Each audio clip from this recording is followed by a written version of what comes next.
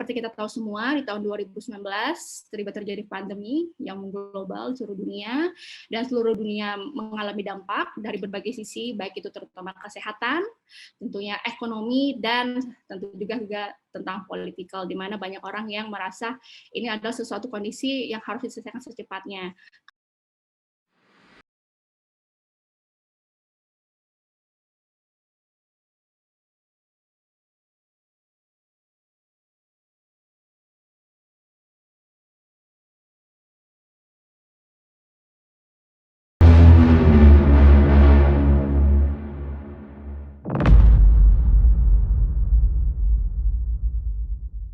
Assalamualaikum warahmatullahi wabarakatuh. Selamat pagi para peserta webinar hari ini. Terima kasih atas kehadirannya dan telah meluangkan waktunya untuk acara ini.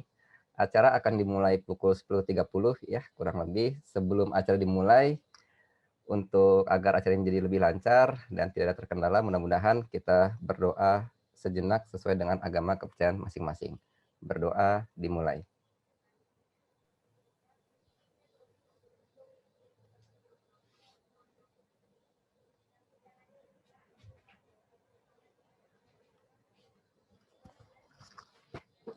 Berdoa selesai. Sebelum acara ini dimulai dengan para pembicara kita yang telah hadir, mari kita saksikan sedikit cuplikan video yang akan ditampilkan dari tim kami. Silakan untuk ditampilkan.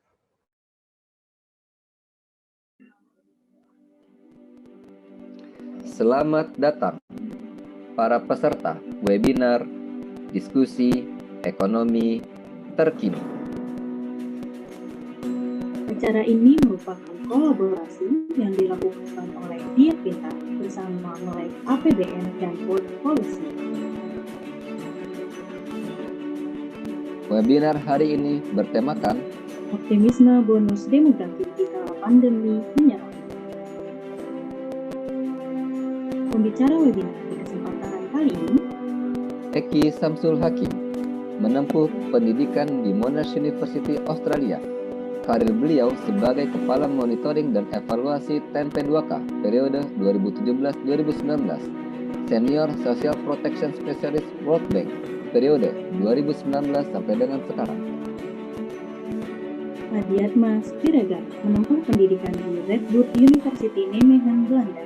Karir beliau sebagai Kepala Program Studi Ekonomi Universitas Pajajaran periode 2016 sampai 2018. Kepala Center for Economic Development Studies Universitas Pajajaran periode 2018 sampai sekarang. Narendra Wardana, menempuh pendidikan di King's College London, United Kingdom. Karir beliau sebagai Deputi Director Bappenas periode 2019-2020, Senior Planner Bappenas periode 2020 sampai dengan sekarang. Mika Rahmana, menempuh pendidikan di George Washington University Law School, US. Karir beliau sebagai Independent Regulatory Legal Advisor periode 2016 sampai 2019. Senior Legal Counsel Ruang Guru periode 2019 sampai sekarang.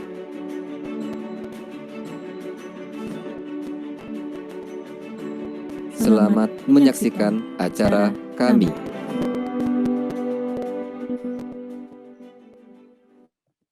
Ya, selamat pagi semuanya. Selamat datang seluruh pembicara. Terima kasih telah meluangkan waktu dan selamat datang seluruh peserta. Terima kasih banyak. Untuk hari ini kita akan berdiskusi di dalam acara webinar diskusi ekonomi terkini, membahas apakah demografi di masa pandemi ini akan menjadi suatu hal yang tentunya memberikan manfaat seperti yang diharapkan sebelumnya, ataukah ini akan memberikan hal baru untuk Indonesia. Pada kesempatan kali ini sebenarnya kalau kita lihat secara background, Indonesia fluktuasi terutama terkait kemiskinan, tingkat kemiskinan dari 2010 hingga 2019 itu fluktuatif, tapi cenderung menurun. Namun tiba-tiba, seperti kita tahu semua, di tahun 2019 terjadi pandemi yang mengglobal seluruh dunia, dan seluruh dunia mengalami dampak dari berbagai sisi, baik itu terutama kesehatan, tentunya ekonomi, dan tentu juga tentang politikal, di mana banyak orang yang merasa ini adalah sesuatu kondisi yang harus diselesaikan secepatnya karena korban banyak dan akibat lainnya. Dalam kesempatan kali ini kita membahas dalam satu potensi sisi ekonomi dan berbagai sisi kesehatan dan sisi lainnya dalam hal kebijakan. Seperti kita tahu, kemiskinan adalah salah satu sisi yang dibahas ketika kita ingin memahami kondisi ekonomi dari suatu negara. Nah, ketika kita melihat di Indonesia sendiri, seperti saya bilang di awal, fluktuasi tingkat kemiskinan Indonesia cenderung menurun sejak 2010, namun setelah pandemi 2019, kondisi ini menjadi berbalik, di mana cukup meningkat, tingkat kemiskinan meningkat, pengangguran meningkat, dan juga tenaga kerja meningkat. Namun di sisi lain kita memiliki bonus demografi. Jadi pada diskusi kali ini, pembicara-pembicara kita akan melihat bagaimana kondisi bonus demografi ini masih menjadi optimisme, atau bagaimana sih sebenarnya pandangan para pembicara terkait kondisi pandemi dalam kaitannya dengan bonus demografi yang Indonesia miliki ke depannya. Baik, dari saya demikian. Untuk berikutnya, silakan kepada Bapak pembicara, Pak Adiatma YM Siregar, untuk memulai presentasi. Silakan. Ya, terima kasih Mbak Meike ya, Mbak Meike, sama tentunya Aat ya yang sudah mengundang saya ya. Terima kasih banyak karena sudah mengundang di sini. Kemudian juga kepada Pak Eki, ya ini Kang Eki, kita ketemu lagi di forum ini, sama tentu Pak Darendra ya dari Bappenas. Salam kenal Pak. Mbak Meike, saya mungkin izin ada slide ya yang mau disampaikan. Ya, silakan Pak. Nah ini, sudah terlihat gambarnya? Iya Pak, sudah terlihat. Nah, jadi kemarin tuh saya diskusi dengan Pak Aat, ini mau yang mana topiknya gitu ya. Ada dua kan yang memang lagi dijalankan gitu ya. Yang satu terkait si gejala depresif ini, dan yang satu lagi terkait breastfeeding. Dua-duanya ada dampaknya sih dengan COVID ya. Cuman kemarin setelah ngobrol-ngobrol sama Aat, Pak kayaknya depresi bisa lebih nyambung deh kalau audiensnya banyak mahasiswa ya. Mungkin breastfeeding agak jauh ya ke depan ya. Mudah-mudahan nanti kita ada lain kesempatan lah sama Aat, nanti kalau ada ini lagi kita masuk ke topik breastfeeding. Nah, rekan-rekan sekalian, maaf sebelumnya Bu Meike, saya berapa lama waktunya? Untuk satu pembicara ada sekitar 20 menit Pak. Oke, ya siap. Nah, jadi kami waktu itu Center for Economics and Development Studies ya, di Fakultas Ekonomi dan Bisnis Unpad, kami itu bekerja sama dengan teman-teman ya dari kedokteran, psikologi, sama ada klinik kesehatan Unpad. Nah, yang kami lakukan itu sebenarnya ini survei yang simpel sih, kami pakai platform online saja ya. Jadi ya ada untung ada ruginya, nanti akan saya jelaskan. Tapi kami pengen lihat ya, terus pada saat pandemi ini mulai berjalan, bagaimana sih si masyarakat itu menyikapinya, khususnya dari sisi kesehatan jiwanya ini. Ya. Kenapa ini menjadi penting? Apalagi tadi kalau dikaitkan dengan si bonus demografi, gitu ya. Saya itu selalu agak hati-hati kalau pakai istilah bonus, karena itu antara bonus dan kutukan itu tipis sekali beda. Gitu ya. Kalau dia emang punya potensi untuk menyerap semua tenaga ini, itu memang jadi bonus ya. Tapi kalau di saat ya jumlahnya banyak terus dia tidak punya kesempatan untuk berkarya, itu bisa jadi kutukan itu di sisi lain ya. Nah, jangan-jangan si gejala depresi ini bisa menjadi salah satu yang kalau tidak diperhatikan dia malah bisa menyebabkan si bonus ini berubah jadi kutukan gitu jadinya ya. Nah, jadi di studi ini, nah ini timnya rekan-rekan semua ya. Jadi tentu kami banyak berkonsultasi dengan Pak Denny ini, Pak Denny dan Bu Dewi. Pak Denny ini sendiri ialah ahli kesehatan masyarakat ya bersama Bu Dewi. Jadi kami banyak konsultasi dengan mereka. Di sini juga ada Pak Teddy ya, Pak Dr. Teddy ini adalah psikiater. Jadi sisanya ini ekonomis ya. Jadi kami banyak konsultasi dengan mereka-mereka ini ya. Otherwise kita nggak akan ngerti konteks daripada si penyakit jiwa ini. Nah, yang kami lakukan kemarin ialah melakukan survei di antara keempat kelompok ini ya. Ketiga kelompok ini, mahasiswa, wartawan, dan tenaga kesehatan. Kemudian yang satu lagi akan dilakukan itu yang umum ya.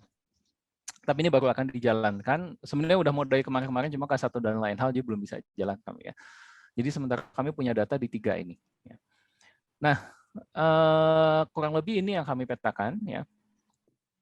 Intinya sih kami mau mencoba memetakan faktor-faktor ini, kemudian yang terakhir ya dilihat tentu ujungnya di gejala depresif ini, dan nanti ujungnya lagi ialah si economic impact-nya apa gitu ya dari banyaknya gejala depresi ini. Ini kurang lebih sebarannya ya, rekan-rekan semua. Paling banyak memang responden dari mahasiswa ya. Kalau dari wartawan sama tenaga medis, khususnya wartawan waktu itu entah kenapa agak susah gitu responnya ya. Tapi kalau mahasiswa itu cepat sekali, ya khususnya mungkin ya Unpad ya, jadi banyak agak bias sih. Tapi selebihnya mahasiswa itu emang responnya jauh lebih cepat. Ya mungkin saya nggak tahu mereka lebih aktif kali ya dengan hal-hal survei-survei seperti ini. Dan karena surveinya nggak berat juga, mungkin mereka happy gitu ya ngikutnya. Nah ini kurang lebih plotnya, rekan-rekan semua. Nah yang kita lihat di sini ialah ini nih gejala depresi di sini, ya. Saya bilang sih gejala depresi ya, teman-teman ya, bukan depresinya. Jadi instrumen yang kami pakai namanya ini Center for Epidemiologic Studies Depression Scale, CSD ini ya. Jadi kami pakai ini khusus untuk screening gejala. Dia bukan screening seseorang itu akan depresi atau enggak. Itu beda lagi toolsnya nanti. Ya, dan agak bahaya kalau saya bilang ini gejala, oh ini pasti depresi. Itu nanti itu parah itu jadinya ya. Orang itu psikiater bisa ngamuk sama saya. Nah jadi di sini gejala. Yang menarik di sini mahasiswa sama wartawan itu agak mirip. Persentase dia mempunyai gejalanya. Medis itu beda ya. Nanti saya akan jelaskan kenapa medis kok bisa jauh lebih sedikit ketimbang kedua kelompok ini ya. Nah, ini ada 10 dimensi yang dipotret oleh CSD. Kalau pengen tahu CSD seperti apa bisa di Google ya, teman-teman. Atau kalau yang suka pakai data IFLS, nah itu yang dipakai di sana. Ya, di IFLS itu dia pakai CSD untuk memonitor gejala depresi ini. Nah, ini adalah beberapa pertanyaan yang yang diajukan oleh CSD. Dan umumnya sih trennya memang agak mirip ya antara beberapa kelompok ini. Ya. Nah, cuman memang ada satu yang agak menonjol itu ialah ini, yang merah ini. Nah ini nakes ini rada menarik ya. Dia itu beda sendiri trennya, di mana untuk yang merasa sendirian dia jauh lebih tinggi, ya lebih tinggi. Itu mungkin bisa kita kaitkan dengan perannya para nakes ini di saat harus melayani pasien-pasien ini ya, apalagi kalau di saat lagi booming itu mereka akan bisa nggak pulang apa segala macam, jadi itu agak tinggi ya untuk merasa sendiriannya. Selebihnya sih agak mirip tren daripada kelompok ini. Nah khusus untuk D7 yang tidur gelisah itu mahasiswa tuh, ya mahasiswa itu cukup tinggi si insiden tidur gelisahnya. Saya nggak tahu faktornya kenapa nih ya, apakah mungkin karena ya harus melakukan PSBB ini gitu ya, sehingga mungkin ya namanya juga mahasiswa ya, mungkin kan masih energinya masih besar ya, sehingga mereka masih pengen keluar apa sebagainya. Nah itu bisa juga berperan ke sana. Nah ini yang pertama ialah untuk mahasiswa, ini ya mungkin highlight aja ya, jadi ada 47% yang memang merasa ya depresi, jadi ada gejala depresinya lebih banyak. Kemudian kami juga tanya terkait persepsi ya, ini hampir 50-50 nih, ada yang merasa pesimis ya, dan juga hampir 50% yang merasa khawatir ya. Nah pesimis ini jadi penting ya, saya waktu itu ngobrol dengan rekan saya yang di psikologi di situ. Nah beliau bilang kenapa COVID ini menjadi agak berat ya secara mentality ya. Ya secara ekonomi dan health tentu itu udah pasti, udah clear ya. Tapi secara mental ini juga dia agak berat karena kita nggak tahu kapan ujungnya ya. Itu ibaratnya teman-teman sama aja kalau misalnya khususnya sama teman mahasiswa ya, mau janjian sama dosen nih. Udah ketemu dosennya dibilang, aduh saya lagi sibuk nih, nanti deh ditunggu 6 jam lagi misalnya ya. Mungkin bete kan si mahasiswa, tapi dia tahu 6 jam lagi saya akan ketemu dengan dosen saya. Gitu ya. Nah, si COVID itu kan nggak kayak gitu ya, itu ibaratnya saya tuh kayak ngejawab, aduh tungguin aja gitu ya, nggak tahu kapan gitu ya, pokoknya tungguin aja sampai bisa ketemu saya gitu.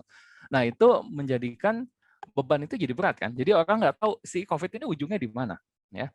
Nah, kalau udah kayak gitu kan jadi fight and flight mode ya gitu ya. Yang fight dia terus patuh, yang flight ya udah mangga aja mau kayak gimana juga COVID ada atau enggak ya saya sih main-main aja, misalnya nongkrong aja kayak gitu ya. Nah, itu tercermin juga dengan di sini. Jadi 51% dia merasa pesimis, dia nggak tahu gitu ya. Ini tuh akan beres atau enggak sih? Ya kalau gitu ya saya keluar aja gitu. Toh nggak tahu juga kapan ujungnya misalnya ya. Nah, ini terkait perilaku. Nah, untungnya waktu kami melaksanakan survei ini, sebenarnya cukup baik ya, dari kayak ini pembatasan fisik, mereka cukup baik, si para mahasiswa ini responnya ya. Tapi memang ini tantangan mahasiswa emang ada di sini ya. Olahraga sebenarnya nggak hanya mahasiswa sih, ini kayaknya hampir semua orang ya punya tantangan di sini. Walaupun sekarang dengan adanya COVID ini, kayaknya kegiatan olahraga teratur ini lumayan ya, ada dampak positif gitu ya. Entah itu sepeda atau apa, asal jangan habis sepeda terus nongkrong bareng ya, sama aja bohong jadinya. Tapi setidaknya aktivitas sehat ini kok ada kesadaran yang mulai meningkat ya. Nah, kemudian nah ini. Jadi kalau kita lihat dari sini, kami melakukan itu regresi sederhana ya dengan logit. Jadi memang mereka yang merasa semakin pesimis, itu probability untuk punya gejala depresinya semakin tinggi ya kalau dia semakin pesimis. Jadi cocok sih si arah-arah ini semua ya. Mereka yang paham akan COVID, kemungkinan dapat gejala depresinya lebih rendah dan seterusnya. Ya. Jadi clear lah antara hubungan si variabel-variabel ini dengan probability si mahasiswa ini mendapat gejala depresi. Jadi ini ada hal penting di sini, di mana ini semakin paham akan COVID-19 ini menjadi hal yang penting gitu ya. Yang menarik juga ada di bawah ini, menerapkan physical distancing. Walaupun dia nggak signifikan sih, tapi arahnya ternyata positif ya. Saya nggak tahu kalau sampelnya ditambah itu bisa berubah nggak. Nah, jadi kenapa ini menarik? Karena itu challenge-nya PSBB ya. Karena PSBB kan gimana pun juga itu semacam pil pahit yang harus ditelan gitu ya. Mau nggak mau kan itu harus dilakukan untuk menghambat si pandemi, tapi memang nggak enak rasanya gitu ya, nggak enak rasanya, tapi ya harus. Nah, kemudian ini waktu itu emang kami surveinya waktu di awal-awal pandemi ya Ibu Bapak, sekitar saya lupa April kalau nggak salah, ya April Mei lah. Nah memang waktu itu mereka banyak yang tidak mudik ya. Walaupun sekarang saya rasa petanya udah mulai berubah ini, maksudnya udah nggak 58% lagi ya.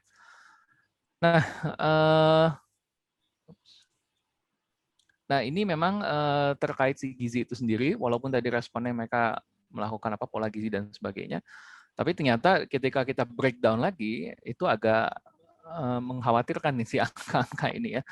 Jadi antara menjemur itu nggak banyak. Ya, nggak banyak yang menjemur, terus kemudian kalau udah masalah gizi-gizi kayak begini, itu susah tuh kalau mahasiswa. Ya, saya bisa bayangkan sih mahasiswa itu nggak ada pandemi aja, mungkin gizi agak-agak question mark ya. Indomie itu kan mungkin sahabatnya gitu ya. Nah, apalagi dengan adanya pandemi ini, kecuali dia mungkin pulang dan ya alhamdulillah mungkin di rumahnya bisa bertahan itu ya dengan pandemi ini, itu bisa ada peningkatan gizi. Nah, jadi kalau kita mau petakan berapa biayanya sekarang, kami nggak bisa petakan nasional tentunya ya, karena sampelnya juga nggak terlalu banyak. Tapi dari mereka yang ada ini, dari 1.465 ini, biasanya ya dari mereka yang disinyalir ada gejala depresi, itu kalau by literatur kurang lebih nanti sekian persennya itu akan beneran depresi gitu ya. Itu by literatur tapi teman-teman ya. Kita belum, agak sulit kalau kita mau survei itu secara beneran dengan kondisi pandemi gini. Itu kayak nggak bisa online ya. Kita harus offline itu surveinya. Kalau pengen tahu dari mereka yang sudah gejala depresi itu beneran depresi atau enggak gitu ya. Nah, tapi dari yang 1.400 orang ini cost-nya itu bisa mencapai hampir 3M ya dari 1.400 ini. Ini annual cost. Ya, dengan asumsi 338 dari sekian ini ialah beneran depresi. Gitu. Itu treatment cost-nya bisa sampai hampir 3 miliar. Itu annual cost, dan yang harus diperhatikan depresi itu belum tentu selesai dalam setahun. Ya, saya punya waktu itu kenalan, sampai berapa tahun tuh nggak, berarti itu belum depresi ya, dia masih burn out, jalan menuju depresi. Itu aja dia sampai berapa tahun nggak sembuh-sembuh ya orang ini. Ya, jadi udah productivity loss-nya kena. Kemudian ada biaya juga kan yang harus dia ini kan ya untuk pengobatannya. Itu nggak beres-beres sampai berapa tahun gitu ya. Apalagi yang udah kena depresi beneran. Masalahnya ini kalau nggak segera dibenerin, depresi itu ujung-ujungnya bunuh diri kan. Jadi itu yang harus benar-benar di-cut-nya itu di sana ya. Karena harus waspada sekali. Ialah karena ujung-ujungnya ini cost sudah jadi naiknya berlipat-lipat nanti kalau udah sampai ke sana. Ya. Nah, teman-teman untuk wartawan ya, jadi mereka memang mereka yang keluar meliputi berita itu probability-nya lebih tinggi ya, 1,65 kali, 1,65 kali ya, lebih tinggi untuk mengalami gejala depresi. Nah, kemudian mereka juga dan ini yang menariknya, memang kita tuh punya baseline yang sayangnya, tapi di saat pandemi ini mereka banyak sekali mengalami kejenuhan. Ini yang namanya burnout ya. Jadi mereka mengalami kejenuhan, khususnya waktu itu teman saya pernah cerita mereka jenuh di sini materi ya. Jadi kebayangkan teman-teman ya, mungkin sekarang nonton berita tentang COVID itu udah jengah ya. Kadang-kadang kita udah, aduh, kita jadi merasa stres gitu kan ngelihatnya, aduh ini kasusnya naik terus apa segala macam. Akhirnya kadang-kadang kita ngeles gitu ya. Udah deh, ganti aja yang lain gitu ya, apakah nonton Netflix atau apa sebagainya. Tapi wartawan kan nggak bisa ya, kalau dia tiap hari harus ngeliput itu ya dia tiap hari ngeliput itu, kebayang kan? Tiap hari dia harus mantengin itu angka dan dia ketemu kasus ini tiap hari gitu ya. Apa itu nggak jadi ujung-ujungnya stres dan ya kalau ini jadi depresi juga gitu ya. Nah, terus kalau secara nutrisi mungkin mereka ya rata-rata 50-50 sih ya. Tapi 50-50-nya agak ke jelek nih sebenarnya ya. 50-50-nya itu agak ke tidak pernah gitu dari semua pertanyaan yang ada di sini. Nah, kalau secara ini, teman-teman, secara regresi logistik sederhana lagi, nah ini menarik. Mereka yang karyawan tetap, ya itu mempunyai probability gejala depresinya jauh lebih rendah ketimbang yang lain. Ya, ketimbang yang tidak mempunyai status sebagai karyawan tetap. Itu menarik ya, karena kan ini terimbas sekali ya media ini. Belum keimbas sama internet sebelumnya, sekarang keimbas lagi sama pandemi. Jadi dari teman saya itu memang bilang banyak yang mulai melakukan perampingan. Tentu tidak hanya di sektor ini aja, tapi wartawan itu juga kena gitu ya dengan perampingan ini. Sehingga mereka yang tidak punya status karyawan tetap itu mempunyai kekhawatiran jauh lebih tinggi ya. Jadi level gejala depresinya di atas. Nah, kalau kita mau bicara cost ya tentu unit cost-nya sih sama kan ya dengan yang kita pakai tadi. Unit cost-nya ada di sini ya, teman-teman. Ini hitungan unit cost-nya. Ini literatur, all masih literatur semua ya. Karena yang kita punya angka yang sudah kita hitung saat ini ialah bukan untuk depresi, kita pakai angka untuk schizofren ya. Jadi saya nggak bisa terapin angkanya ke sini. Nah, jadi kalau dari wartawan sendiri untuk kasus yang kita wawancara ini atau yang mengisi kuesioner kita itu ada sekitar 1,3 juta per tahun ya, per tahun. Nah, ini nakes. Ini mungkin garda depan kita ya. Ini ialah garda depan kita. Nah, jadi ini mungkin saya lewat ya. Nah, ini yang menarik. Ya, jadi mereka itu jauh lebih rendah dari masyarakat. Ini teman-teman bisa lihat ya, dia 28% tuh. Kenapa? Karena mereka memang by training ya, sudah sering menghadapi kasus seperti ini. Walau mungkin tidak se-ekstrim COVID ya. Tapi kan mereka by training udah biasa tuh ketemu ya. Maksudnya sama ada orang misalnya sakit parah, meninggal atau apa ya. Itu memang sudah didesain untuk bisa berhadapan dengan hal-hal ini gitu ya. Bukan berarti mereka kebal, enggak. Tapi threshold-nya jauh lebih tinggi dari kita misalnya ya. Kami ini saya misalnya dosen ya itu akan jauh lebih rendah dibanding mereka threshold-nya gitu ya.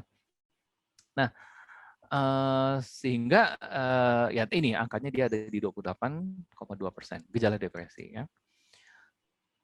Nah, teman-teman terus mereka ini kayaknya cukup self-explanatory gitu ya. Mereka yang memang berhadapan dengan pasien COVID itu gimana pun juga mereka punya peluang lebih tinggi ya untuk mengalami gejala depresi ataupun mengalami burnout.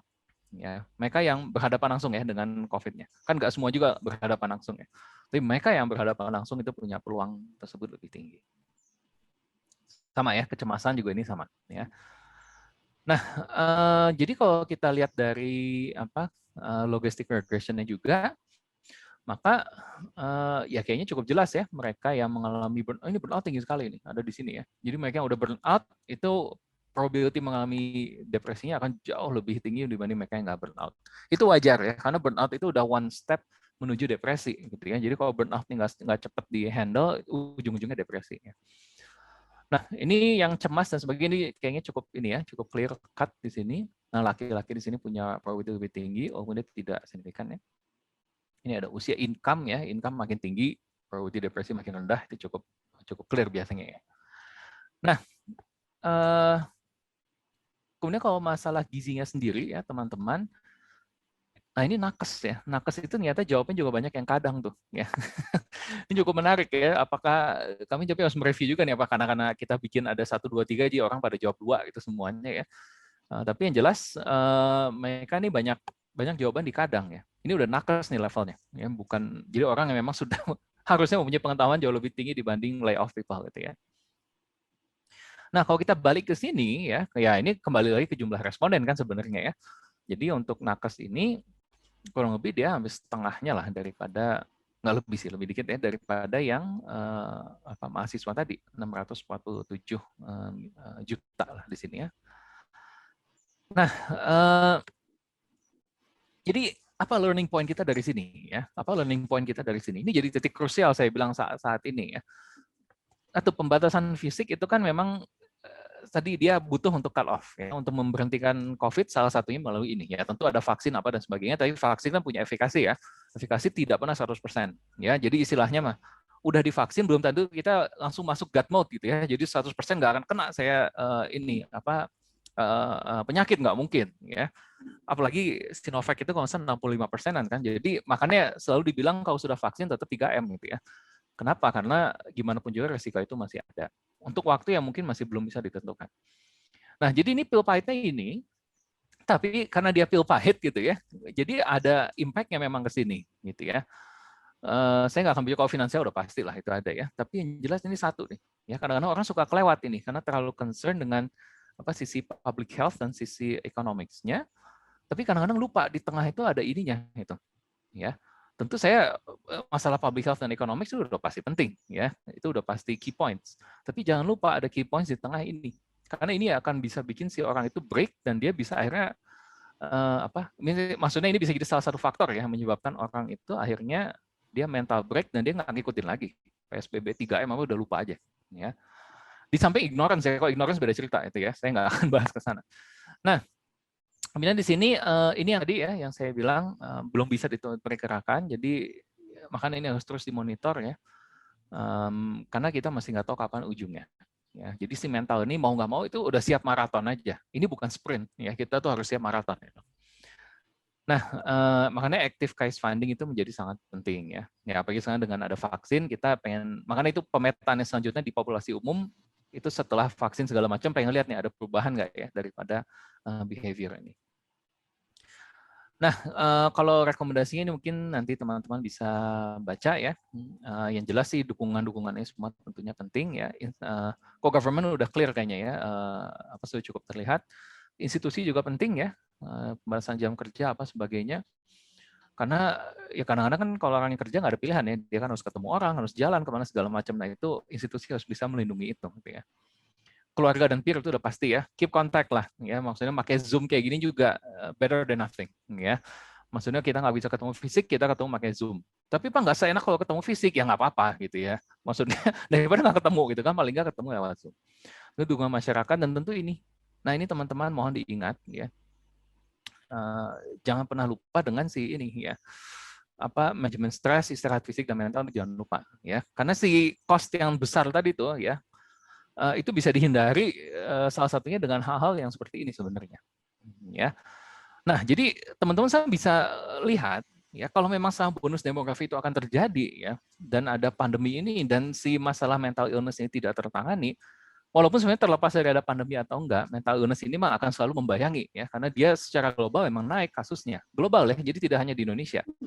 Kematiannya belum sebanyak penyakit lain yang memang killer kayak jantung dan sebagainya ya, tapi penurunan kualitas hidupnya paling tinggi dari mental illness. Ya, teman-teman bisa lihat tuh di Global Burden of Disease ya di website-nya itu, penurunan kualitas hidup paling tinggi ada di mental illness salah satunya ya. Memang kalau tingkat kematian adanya di penyakit tidak menular biasanya ya, tapi kualitas hidup di sini besar sekali ya. Nah, jadi tadi ya dikaitkan dengan bonus demografi, jelas kan bonus demografi ini bisa jadi curse, bisa jadi bonus ya. Ya kebayang ya kalau ternyata itu banyak bonusnya gitu semua, tapi semuanya stres ya, semuanya depresi, apa itu nggak jadi curse itu pada akhirnya ya, karena cost-nya juga akan jadi besar sekali, berlipat-lipat. Belum lagi teman-teman yang paling terkenal dari mental illness ialah opportunity cost dari keluarganya atau lingkungan yang merawat si orang ini, itu lebih besar jumlahnya. Ya, indirect cost-nya itu jauh lebih besar ketimbang direct cost. Itu khas sekali tuh untuk mental illness. Ya, itu khas sekali. Jadi mohon diperhatikan ya. Jadi kita mencegah ini itu bukan hanya karena biaya dari si pasiennya aja, enggak. Sekelilingnya itu bakal kena impact. Nggak mungkin enggak. Ya, pasti mereka kena. Nah ini mungkin ada beberapa ini, tapi memang masih dikhususkan di Jawa Barat ya. Tapi teman-teman kalau ada yang mau mengakses, oh ini ada nih yang HIMSS ini nasional ya. Itu bisa cek nih ya bagi yang memang butuh bantuan konseling seperti ini. Tapi mungkin saya yakin banyak ya di internet kalau mau dicek juga bisa ya. Baik, itu mungkin dari saya, Bu Meika. Mudah-mudahan saya tidak kelewat waktunya. Baik, teman-teman, terima kasih. Assalamualaikum warahmatullahi wabarakatuh. Salam sejahtera. Waalaikumsalam warahmatullahi wabarakatuh. Terima kasih Pak Adiatma. Teman-teman, kalau bisa disimpulkan sedikit, jadi dari Pak Adiatma kita melihat sebenarnya secara garis besar, terutama kesehatan global ya, kesehatan mental ini memang menjadi challenge yang besar, terutama untuk Indonesia, karena kalau kita melihat ketika kita ada bonus demografi, tapi itu tidak dibarengi dengan kesehatan mental yang baik, maka itu akan berpeluang menciptakan indirect cost yang sangat tinggi dan tentunya akan menjadi beban tambahan untuk generasi berikutnya. Di mana juga kita mengetahui yang seperti Pak Adiatma jelaskan bahwa ketika kita bilang kesehatan mental itu bukan suatu hal yang akan sembuh dalam hitungan bulan, bahkan bisa menahun.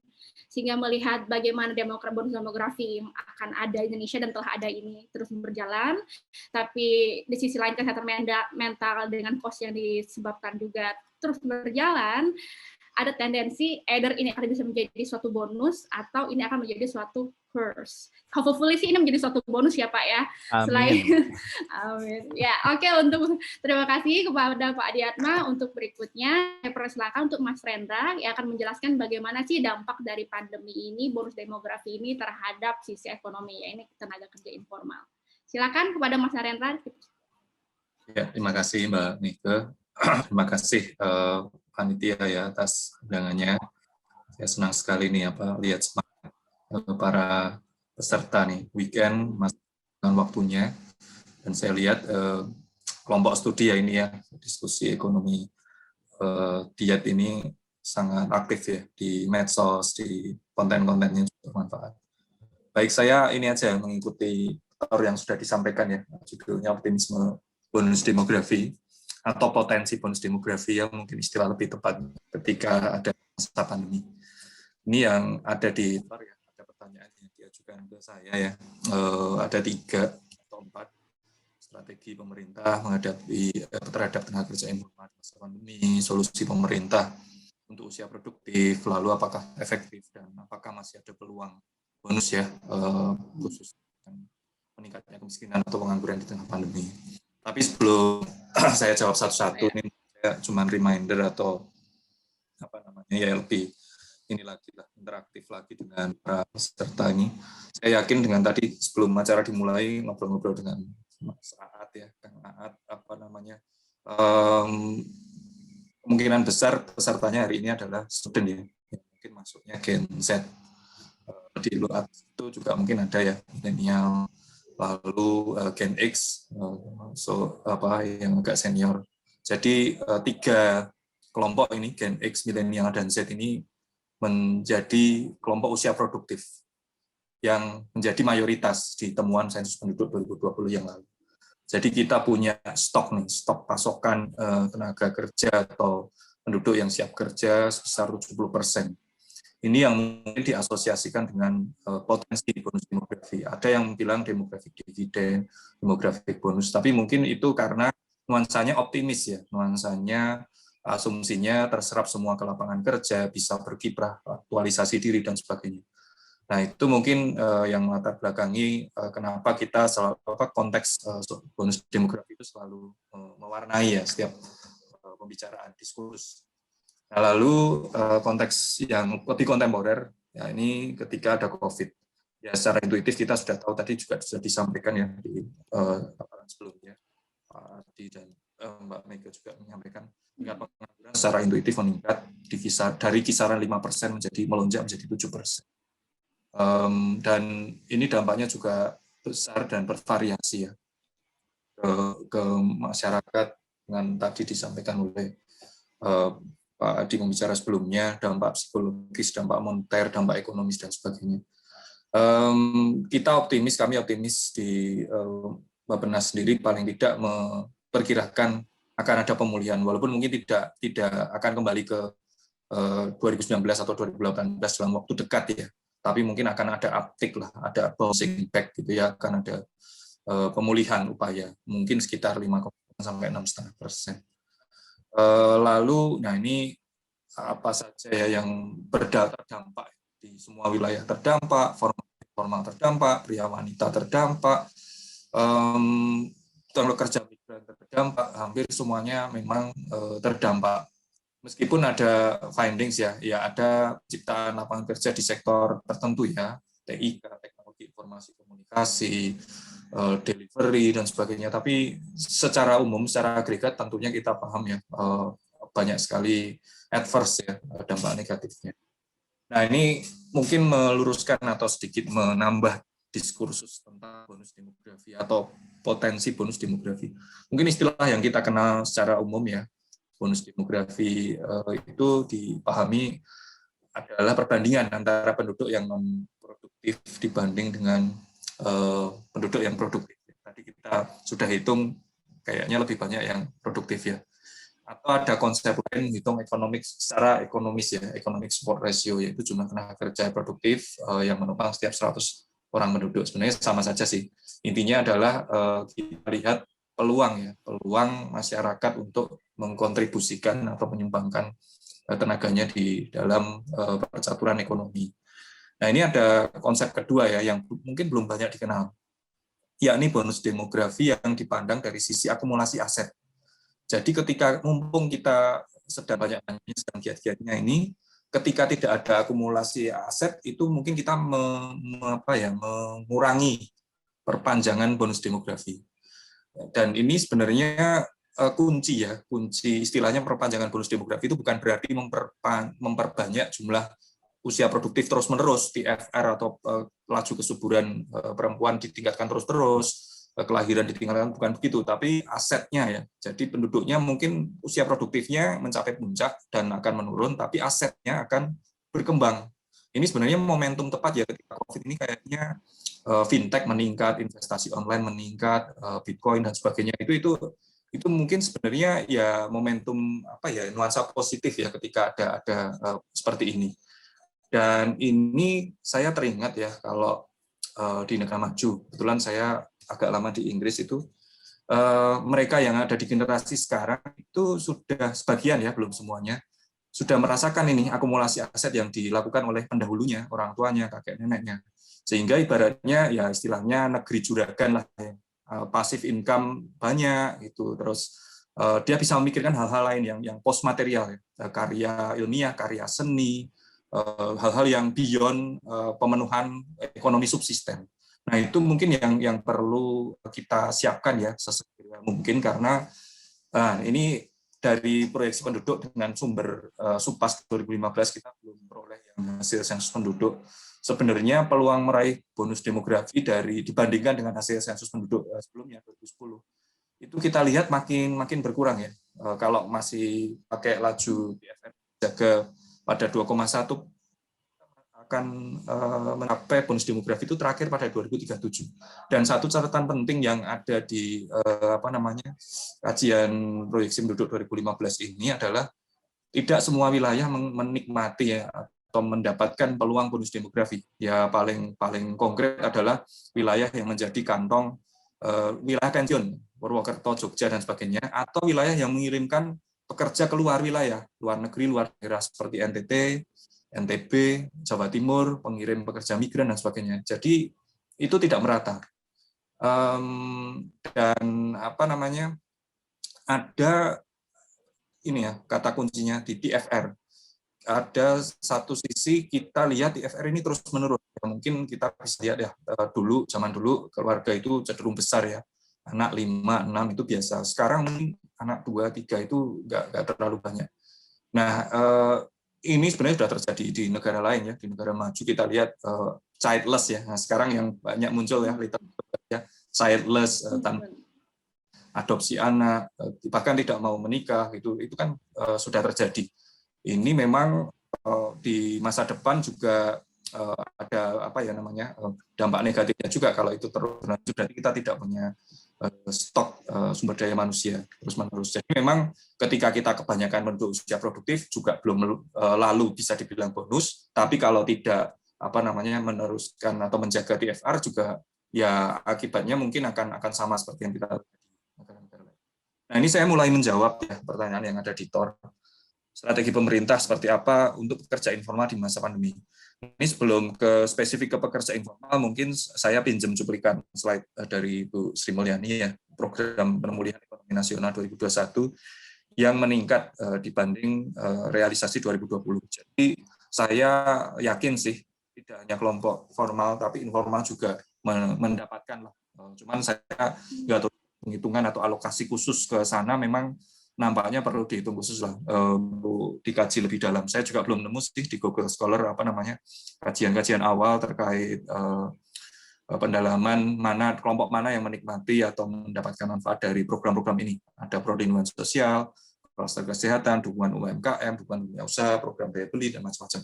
Ini juga di diskusi terakhir, sebenarnya belum formal juga, masih awal ya, Kemenparekraf, Kementerian Pariwisata, dan Kementerian Marinvest, itu menggagas pemulihan ekonomi khususnya di sektor hotel, restoran, kafe, atau leisure ya, entertainment, pariwisata. Misalnya subsidi kria, fashion, subsidi teater, kesenian, subsidi makanan, kuliner juga akan dipikirkan. Dan kemarin sempat disinggung, mungkin mereka dari kelompok nakes ya, yang sudah burnout tadi, Pak Adi, sudah stres, itu mungkin perlu dikompensasi ya, diberikan insentif seperti itu, sekaligus menghidupkan UMKM, sektor entertainment, sektor teater yang mungkin bukan touchless ya. Ya ini juga subjek to pengendalian COVID-nya. Ketika kita nanti sudah memenuhi syarat, mungkin sektor-sektor yang entertainment yang touchless-nya itu nggak bisa banyak gitu, itu akan dibuka kembali. Solusi pemerintah untuk usia produktif di tengah bonus demografi. Nah ini bisa di-download ya. Ini klaim sih sebenarnya dari manajemen pengelola kartu prakerja bahwa ya kurang lebih ceritanya mungkin efektif ya. Karena memang di samping memang mereka mengakui di laporannya yang bisa diunduh ini, ada beberapa hal-hal yang harus dikembangkan. Ada tantangan ya, kelemahan yang memang mereka hadapi dan perlu diadres. Tapi secara umum mereka bilang ada efeknya juga, manfaatnya juga, dan poinnya adalah inklusif, lalu juga berdampak. Itu mungkin yang bisa disarikan dari pelaksanaan kartu prakerja pada 2020. Sebenarnya memang desain awal kartu prakerja itu spesifik hanya untuk ketenagakerjaan, tapi ketika pandemi melanda diputuskan ada komponen bansosnya, komponen bansos income-nya yang tadinya uang saku menjadi ya sedikit berbau allowance untuk biaya hidup. Jadi mungkin agak bergeser, tetapi apapun itu secara umum overview dari penyampaian manajemen pengelola prakerja ada dampaknya ya. Nah, ini mungkin aktif atau enggaknya mungkin bisa disimak lah di YouTube, ini sudah ada banyak perbincangan, tapi mungkin secara ilmiah yang di Google Scholar juga belum ada juga ya. Kajian-kajian nanti kita tunggulah dari survei bias, artikel jurnal ilmiah, nanti kita coba tunggu sebenarnya apakah ada dampak negatif. Kalau dari klaim Bu Deni selaku eksekutif director, 89% sukses ya, meningkatkan keterampilan, dan mungkin ada porsi-porsi yang mendapatkan pekerjaan dan sebagainya. Kisah positifnya mungkin banyak. Ya di samping memang ada catatan-catatan harus ada perbaikan dan sebagainya, itu wajar ya. Tetapi secara umum dalam kumpulan webinar ini umumnya ilustrasinya sih positif. Nah, lalu pertanyaan berikutnya, yang terakhir ini, peluang bonus demografi dalam memerangi kemiskinan di tengah pandemi. Ini kebetulan banget, persis sebelum pandemi itu saya nulis ini ya di Kompas ya. Jadi waktu itu kita sudah 2 tahun berturut-turut angka kemiskinan kita sudah 1 digit, menurun terus, tapi mungkin penurunannya makin inelastis ya. Last mile problem lah saya istilahkan itu. Nah, apakah dengan menurun terus kita istilahnya nggak perlulah program atau budget ke perlindungan sosial? Di sini saya argumen masih tetap perlu karena ya naik kelas tapi masih rentan, poinnya begitulah. Jadi segmen kelas menengah kita itu sebenarnya rentan meskipun dia sudah upgrade naik level dari poverty ya, naik dari kemiskinan, tapi sebenarnya mereka masih sangat rawan. Dan ini kan terbukti ya ketika COVID langsung double digit lagi kan, dan nampaknya perlu perlu intervensi khusus, perlu kebijakan khusus, paradigma yang lain begitu ya, untuk mengadres supaya kembali ke 1 digit dan supaya lebih tidak vulnerable. Nah, kita kalau tadi di pengangguran ya, kita outlook 2021 mungkin uptick bouncing ke 5,9, 6,5. Tingkat kemiskinan kita harapkan minimal balik ke single digit. Dan di sini memang ya otomatis peran kelompok usia produktif, kelompok Gen Z, Gen X, milenial, Gen Y itu akan dominan gitu. Jadi kalau ditanyakan peluang, tentu saja peluangnya masih ada ya secara optimis. Memang tantangannya juga besar juga. Penciptaan lapangan kerja kan makin ke sini makin inelastis ya. Dulu 1% pertumbuhan ekonomi bisa menciptakan sekitar 1 juta lapangan kerja. Sekarang mungkin angkanya nggak nyampe separuh dari itu. Lalu bentuk-bentuk kerja sekarang juga secara hubungan industrial sudah tidak konvensional seperti dulu lagi. Bahkan sekarang mungkin lebih fluid lagi ya, bentuk-bentuk kemitraan, transportasi online, ya, itu hal yang baru yang mungkin akan berdampak. Tapi overall kita optimis lah akan ada pemulihan seiring dengan pengendalian COVID dan pemulihan ekonomi. Mungkin saya sedikit menambahkan di luar pertanyaan ya, bonus demografi. Contoh kasus negara mana sih yang pernah memanfaatkan potensi bonus demografi secara sukses? Contoh yang nggak bagus juga ada, contoh bagus ada. Contoh bagus mungkin ya Korea Selatan ya, tadi aplikabilitas di Indonesia bisa ditiru apa enggak. Di sana kan sukunya homogen, secara geografis kepulauan dan sebagainya.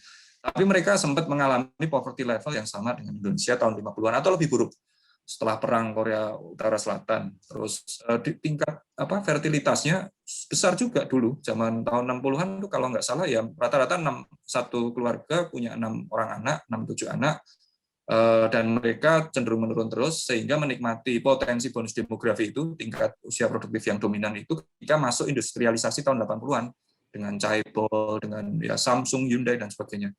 Lalu dengan makin ke sini mereka mengarah ke sektor jasa, sektor hiburan, K-pop dan sebagainya ya, yang sekarang kita nikmati wave-nya ya, drama Korea dan sebagainya. Mereka sudah beyond itu ya, sudah levelnya sudah lewat. Nah, sekarang dengan Indonesia, apakah kita bisa mengikuti trajektorinya Korea Selatan? Atau contoh yang nggak lebih baik juga banyak sih di Afrika ya. Afrika TFR-nya masih bertahan, cenderung menurun, tapi tidak termanfaatkan, nggak ada investasi, nggak ada industrialisasi dan sebagainya. Sub-Saharan Afrika, mungkin kita optimis lah, nggak seperti itu. Tapi untuk mengikuti Korea mungkin juga tidak semua bisa direplicate. Kita butuh terobosan-terobosan. Memang kita lihat kalau secara positif banyak contoh-contoh anak muda social enterprise, bikin startup kecil yang berdampak ke masyarakat, ke lingkungan, gerakan moral, gerakan sosial, kitabisa.com, change.org dan sebagainya yang aktif, tidak langsung ke ekonomi tapi ke perubahan sosial juga. Mungkin itu yang dapat kami sampaikan ya. Kami menikmati sekali tadi paparan dari bicara sebelumnya Pak Adi, dan mungkin kami juga akan menunggu paparan selanjutnya. Terima kasih, kami kembalikan ke Mbak Mega. Terima kasih Mas Rendra.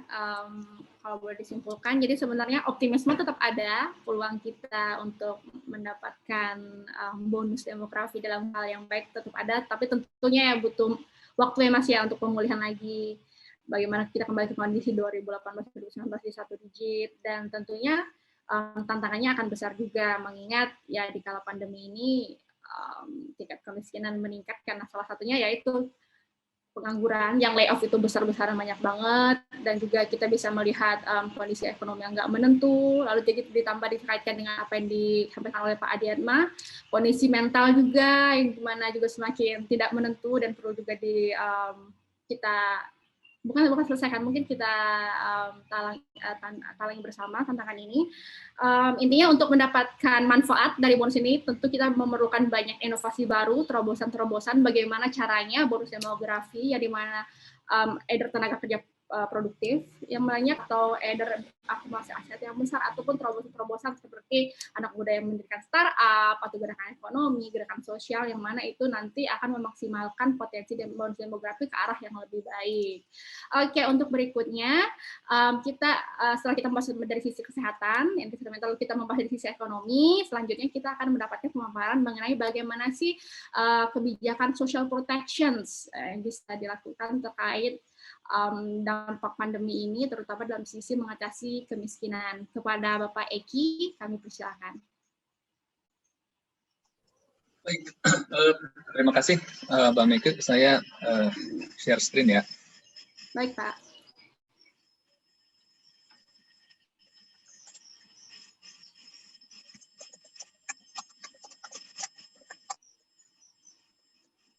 Oke, udah kelihatan? Ya, sudah kelihatan. Ya, baik. Oke, terima kasih sekali lagi kepada Diet Pintar nih Pak Aat ya, yang sudah mengundang kami ya, mewakili tim di Bank Dunia ya untuk berpartisipasi ya pada webinar ini. Juga kepada para pembicara yang lain ya, ini pada Pak Diatma ya, Pak Darendra, salam ketemu lagi begitu barangkali Pak Darendra, salam kenal. Dan ini terjadi di bulan puasa ya, jadi kita yang melaksanakan ibadah Ramadan ini tidak hanya mengaji Quran, juga kita bisa mengaji hal-hal yang memang terjadi di sekitar kita nih ya, pada saat ini hari Sabtu bulan Ramadan, pesertanya banyak, jadi ini luar biasa gitu ya. Nah kemudian sedikit disclaimer, mungkinnya sekalipun nanti saya akan mempresentasikan beberapa slide gitu ya, dan beberapa dari slide tersebut memang dihasilkan oleh tim kami ya di Social Protection and Jobs Unit di Bank Dunia. Tapi juga memang ada slide-slide yang dihasilkan oleh tim lain di Bank Dunia ya, seperti tim property dan juga tim makro dan trade. Sedikit disclaimer aja. Oke. Baik. Oke, nah tadi saya pikir kalau terkait dengan bonus demografi begitu ya, kemudian terkait dengan total fertility rate, terkait dengan dependency ratio, bagaimana kemudian usia usia yang produktif ini meningkat dan lain sebagainya. Ini sudah dibahas ya, baik oleh Pak Diatma maupun oleh Pak Darendra. Kesimpulannya sama ya, jadi saya pikir kita bisa skip slide yang merupakan background ini ya, tapi intinya sama saja bahwa Indonesia ini sedang mengalami masa transisi demografis, ya, peningkatan signifikan pada angka harapan hidup, penurunan tingkat kesuburan dan seterusnya. Dan memang betul ya, ini merupakan potensi andaikan kemudian kita Indonesia ini bisa memanage-nya. Ya kalau misalkan tidak bisa memanage-nya, maka seperti yang tadi Pak Diatma katakan, antara bonus atau dividen dengan kurs ini sangat-sangat tipis, gitu ya, seperti itu. Baik, nah kemudian slide ini juga tadi saya dengar sudah sempat disinggung juga ya oleh Pak Darendra kalau saya tidak salah. Sedikit aja mungkin menambahkan bahwa pekerja ini kan berarti semakin menua begitu ya, semakin aging karena tren demografis tadi, dan penuaan pekerja ini kan berarti diikuti oleh skill yang nempel pada dirinya begitu ya, pada pekerja-pekerja yang semakin menua ini. Jadi meningkatnya apa ya, istilahnya mungkin keusangan begitu ya, dari keterampilan, dan juga ya seiring dengan usia ya memburuknya kesehatan. Dan ini berarti mengakibatkan apa? Mengakibatkan pekerja yang lebih tua ini nanti akan berkumpul pada kelompok pekerjaan yang paling tidak terlindungi istilahnya begitu ya. Nanti seperti pekerjaan informal ya, pekerjaan lepas ya, atau pekerja keluarga yang nggak dibayar dan lain sebagainya. Ya, jadi itu yang mungkin salah satu hal yang perlu kita cermati juga. Nah, slide ini sebetulnya saya hanya ingin menunjukkan karena bagian dari ketenaga kerjaan tadi sudah disinggung oleh Pak Darendra sebetulnya, cuman ini hanya ingin menunjukkan hubungan antara garis kemiskinan ya, yang diukur dengan purchasing power parity dollar per hari pada sumbu horizontal ini ya, dimulai dari 1,9 dolar yang merupakan garis kemiskinan negara-negara yang berpenghasilan rendah ya, dan juga ini di sumbu vertikal ini kontribusi dari labor income atau pendapatan yang diperoleh dari pekerja ya, pendapatan dari tenaga kerja, dan juga non labor income ya, ini termasuk misalkan program bantuan sosial. Nah kalau kita perhatikan memang ini sumber datanya IFLS. Ya, IFLS ini kan merupakan sebuah data longitudinal, data panel ya, antara 2000 dan 2014, dan memiliki banyak informasi sehingga kita bisa mengukur misalkan labor income per adult ya di dalam satu rumah tangga, atau non labor income per adult dan seterusnya. Nah kalau kita perhatikan ini bahwa antara tahun 2000 dan 2014 ini ya, Misal pada kelompok masyarakat yang berada di garis kemiskinan 1,9 dolar ini, kontribusi dari non-labor income itu memang tinggi 10%, sedangkan dari labor income ini hanya 55%. Nah, namun seiring dengan peningkatan kesejahteraan rumah tangga ya yang ada di IFLS, ini kelihatan bahwa labor income atau pendapatan dari tenaga kerja ini mulai mengambil alih gitu ya sebagai kontributor utama, katakanlah pengentasan kemiskinan ya pada sekitar 3,4 purchasing power parity dolar per hari ya dari garis kemiskinan. Jadi sedikit di atas garis kemiskinan untuk negara-negara berpenghasilan menengah ke bawah. Nah, hal ini menyoroti apa? Menyoroti bahwa penciptaan pekerjaan yang berkualitas ya, yang berkualitas tentu di samping bantuan sosial ini harus menjadi alat kebijakan utama ya saat Indonesia ini beralih dari klasifikasi negara yang berpenghasilan rendah begitu ya ke negara yang berpenghasilan menengah dan bergerak menuju negara berpenghasilan menengah ke atas nantinya 5,5 dolar garis kemiskinan sehari. Tapi sekali lagi ini datanya memang data IFLS 2000 sampai 2014 jadi memang mungkin tidak betul-betul merepresentasikan apa yang terjadi ya pada saat ini. Ya, baik. Tadi agak lompat slide-nya. Nah sekarang kalau kita perhatikan lebih jauh lagi, kalau memang ingin naik kelas gitu ya, tadi Mas Darendra juga dalam slide-nya sudah sempat menyinggung ya terkait dengan kelas menengah ini. Nah kita lihat memang bahwa jalur menjadi seorang pegawai atau seorang karyawan ini ya, kelihatannya memang merupakan kunci ke arah sana ya, ke arah menuju kelas menengah. Ini kita perhatikan kalau kita bagi ya kelompok kesejahteraan ini berdasarkan miskin ya, kemudian rentan miskin ya, kemudian calon kelas menengah ya, kelas menengah dan kelas atas. Kita lihat yang berwarna hijau ini adalah mereka-mereka yang pegawai atau karyawan ini memiliki share yang sangat besar ya di kelas atas. Ya, sementara misalkan kalau kita lihat untuk kelompok miskin ini relatif lebih sedikit. Ya, jadi kelihatannya memang pegawai atau karyawan ini merupakan kunci menuju kelas menengah. Ya, ini data dari Susenas tahun 2018 yang memang belum kami update lagi ya, tapi kelihatannya polanya kurang lebih seperti ini kalau kita menggunakan data Susenas yang lebih update-nya. Nah, mungkin itu sedikit gambaran. Jadi memang pengentasan atau penurunan angka kemiskinan sebagaimana yang kita ketahui bersama, betul ya kita bisa bantu dengan menggunakan program-program bantuan sosial atau jaminan sosial atau dalam secara umum ini perlindungan sosial. Tetapi ya aspek pemberdayaan ya termasuk juga bagaimana caranya kemudian mereka bisa masuk ke pasar kerja atau melakukan usaha yang baik dan seterusnya, itu juga merupakan satu hal yang tidak bisa kita lupakan. Nah, namun saya akan fokus ke sini ya, ke perlindungan sosial ini sesuai dengan apa yang diminta oleh tim di Diet Pintar ini. Baik, jadi kalau bicara perlindungan sosial, saya juga mendapatkan informasi dari tim Diet Pintar bahwa kebanyakan dari audiens kita adalah mahasiswa. Ya, kita bicara dulu nih konsepnya perlindungan sosial itu kan dibagi dua. Yang pertama itu bantuan sosial, sifatnya itu kan kalau bantuan sosial non kontribusi, jadi penerimanya nggak harus bayar apa-apa, intinya seperti itu. Dan satu lagi ada yang disebut dengan jaminan sosial atau asuransi sosial, ya ada yang mengatakan social insurance juga. Ini ada kontribusi. Jadi penerimanya ya ini harus membayar sesuatu, katakanlah iuran begitu ya, seperti itu. Nanti dalam prakteknya saya akan cerita. Ada satu program yang by design ini adalah sebetulnya asuransi sosial, tetapi karena sesuatu hal maka penerimanya tidak perlu ya untuk sementara ini tidak perlu bayar dulu atau dibayarin sebetulnya oleh pemerintah. Nah, jadi saya pikir itu dibagi dua ya.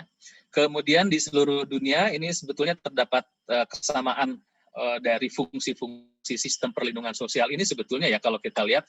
Jadi sistem perlindungan sosial dan juga tentu saja sistem ketenaga kerjaan ya ini intinya memiliki 3 aspek ya, atau menyentuh 3 aspek. Yang pertama aspek ketahanan ya, kemudian aspek pemerataan, dan aspek peluang. Ya, jadi kalau aspek ketahanan seperti yang kita lihat pada slide ini ya, ini tujuannya adalah melindungi orang-orang begitu ya dari penurunan kesejahteraan akibat berbagai jenis guncangan begitu ya, guncangan ekonomi ya, shock ekonomi. Termasuk juga tidak shock ekonomi itu termasuk yang disebabkan misalkan oleh pandemi seperti yang kemarin terjadi ya, dan sampai saat ini masih belum berakhir. Kemudian kalau kita lihat pemerataan, ini mungkin salah satu tujuan juga ya dari kebijakan perlindungan sosial ini adalah melindungi dari kemelaratan ya, atau mengurangi kemiskinan ya. Dan kalau misalkan kita bisa kurangi kemiskinan ini, maka ini meningkatkan peluang untuk kesetaraan ya, atau ketimpangan distribusi pendapatan ini semakin mengecil, harapannya begitu ya. Nah, kemudian kebijakan-kebijakan seperti ini yang juga kemudian tentu saja akan nyambung dengan kebijakan-kebijakan yang terkait dengan ketenagakerjaan ya, dengan dunia usaha dan lain-lain, yang pemberdayaan tadi, maka ini akan meningkatkan peluang ya, peluang untuk pengembangan modal manusia, aset begitu ya, akses pekerjaan ya, kemudian memberikan juga keleluasaan untuk rumah tangga, untuk keluarga, untuk melakukan investasi produktif ya, karena memang mereka mungkin lebih merasa aman. Oh, dari sisi misalkan taruhlah kesehatan ada jaminannya, dari sisi pendidikan anak ada dan seterusnya, mereka lebih aman, mereka bisa investasi ke hal-hal yang lebih produktif. Nah, ada pengaturan terkait dengan perlindungan sosial ini ya, yang utama saat ini adalah Undang-Undang Nomor 11 Tahun 2009 ya, tentang kesejahteraan sosial, di mana dinyatakan bahwa perlindungan sosial ini adalah semua upaya katanya yang diarahkan ini untuk mencegah dan menangani risiko dari guncangan dan kerentanan sosial. Nah, jadi intinya sih sebetulnya terkait dengan perubahan yang terjadi, termasuk juga perubahan yang terjadi pada aspek demografis, ya. Maka sistem perlindungan sosial di Indonesia ini memang harus bisa beradaptasi, ya, dan memang merespon perubahan tersebut. Tadi saya senang Mas Darendra juga sudah menyebutkan bahwa ini juga terjadi perubahan-perubahan pada aspek teknologi. Nah, itu juga harus kemudian bisa diserap begitu ya dalam kebijakan-kebijakan yang terkait dengan perlindungan sosial ini. Slide ini mungkin menunjukkan untuk Bapak Ibu ya, teman-teman semua yang belum begitu familiar ya dengan perlindungan sosial ya.